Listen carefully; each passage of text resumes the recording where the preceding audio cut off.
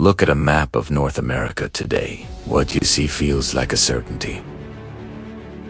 One nation stretching across a continent. But the borders we take for granted aren't laws of nature. They're the outcome of history's most fragile moments, shaped by wars, treaties, and decisions that could have gone another way. In our history, the Great Conflict of the 1860s ended with the Union preserved.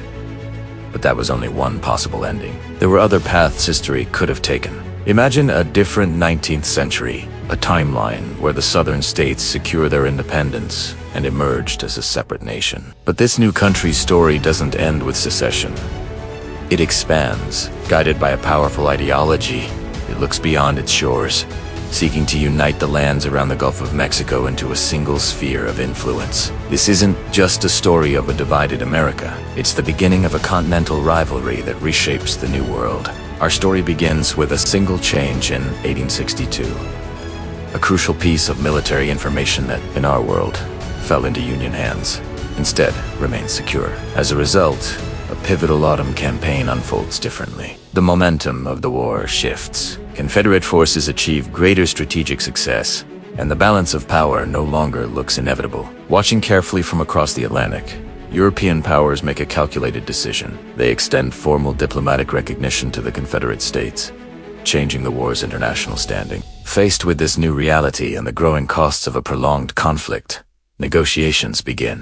In 1864, mediated in Europe, the Treaty of London is signed. The United States and the Confederate States formally agreed a permanent separation. Where there was once one nation, there are now two. But independence solves one problem and creates another. The new Confederacy inherits an economy built on large-scale plantation, agriculture, and export trade. A powerful political faction argues that for long-term security and prosperity, the nation must expand.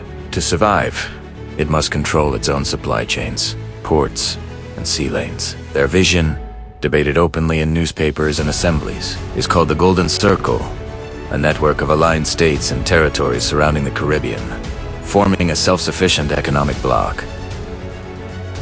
This vision soon becomes policy. The first and most obvious target is Cuba, the Pearl of the Antilles. It's a wealthy Spanish colony whose sugar-based economy closely resembles the Confederate mainland. In the late 1870s, the Confederacy takes advantage of a growing rebellion against Spanish rule, citing the need to protect its major commercial interests and stabilize a critical regional partner. Richmond begins by offering covert support, followed by open diplomatic pressure. Spain, already stretched thin by conflict and economic decline, enters negotiations. Cuba is transferred into Confederate control, not as a full state, but as an associated territory. Its sugar and tobacco industries are rapidly integrated into southern financial networks and shipping routes. With Cuba secured, the Confederacy gains wealth and strategic depth, but it also faces a new challenge. Maritime trade now flows through narrow Caribbean passages that must be protected. Chief among them is the Windward Passage between Cuba and Hispaniola. Hispaniola itself, divided between two governments and marked by recurring instability, becomes a strategic concern. Confederate newspapers increasingly framed the island as political unrest, as a direct threat to regional security and commerce. During the 1890s, following renewed internal conflict on the island, Confederate diplomats and military advisors arrive. Officially, they act as mediators and guarantors of stability.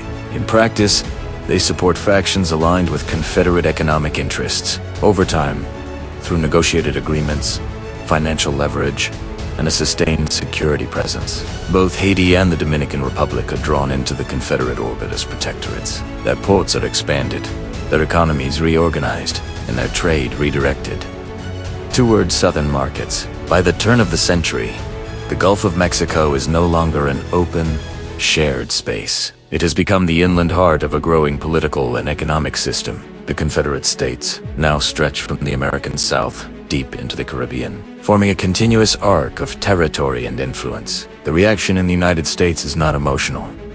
It's calculated. The Southern Republic is no longer just a neighboring nation born from civil war. It has become a rival hemispheric power, one whose ambitions will shape the future of the continent.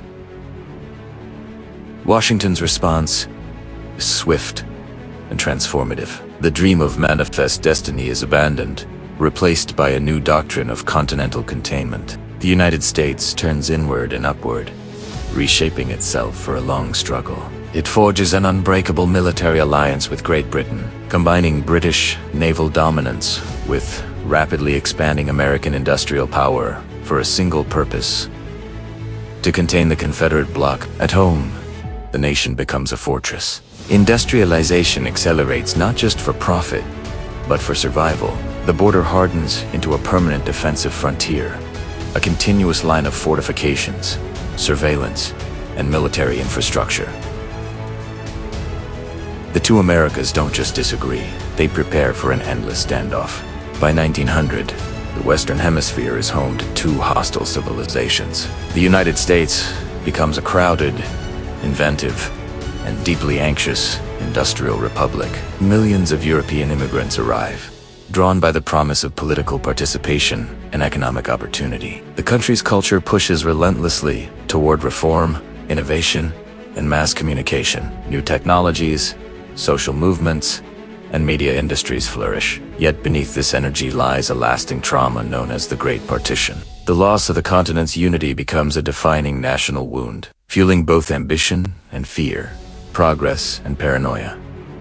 The Confederate States evolve along a very different path. They become a decentralized federation with a managed economy rooted in agriculture, extraction, and controlled trade. Society emphasizes regional loyalty, hierarchy, and tradition. Governing a vast territory stretching from the American South into the Caribbean proves difficult. Maintaining cohesion requires a powerful administrative state, capable of managing tensions between the mainland and overseas territories, and suppressing dissent that threatens the system's stability. Within this structure, the Caribbean does not develop as a collection of independent modern nations. It functions as an economic zone.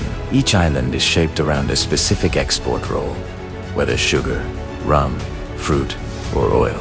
Infrastructure is built to move goods outward, not to foster broad local development. Cultural expression survives, but only within limits set by the state.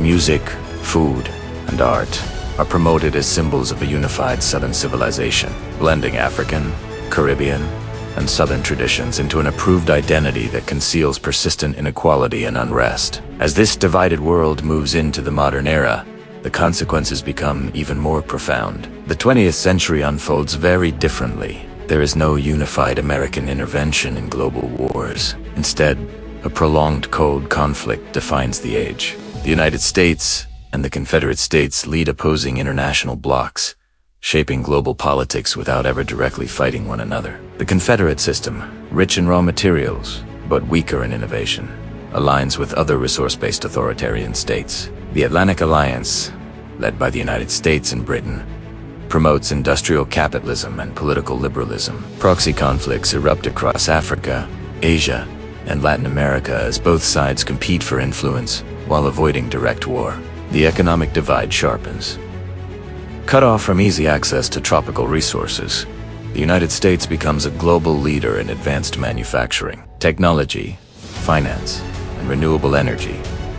Innovation clusters drive relentless growth. The Confederate bloc dominates commodities and agriculture, but its consumer economy stagnates. Advanced technologies are imported, copied, or tightly controlled. Information networks are heavily monitored, and movement between the two systems is rare. The border becomes both a physical barrier and a digital wall.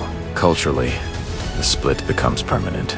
The idea of a single American identity disappears. Northern culture is outward-facing, fast-moving, and globally connected. Southern culture is insular and tradition-focused, defined by a carefully maintained sense of historical destiny and uniqueness. Sports, entertainment, language, and cuisine evolve along separate paths for generations, reinforcing the sense that these are not two nations that were once one, but two civilizations that no longer recognize each other. What is lost is the possibility of a unified continent working toward shared goals. Immense resources and human potential are consumed by rivalry and vigilance. Global challenges like climate change, pandemics, and technological risk are approached through competition rather than cooperation. Progress is slowed not by lack of capacity, but by division. The Golden Circle ideology sought self-sufficiency and regional dominance. Its success would have locked the Americas into a permanent state of tension, where maintaining balance mattered more than improving human life. The cost of that division is not measured only in borders or military budgets, but in generations of lost opportunity, constrained freedom, and fractured connection. This raises a final question.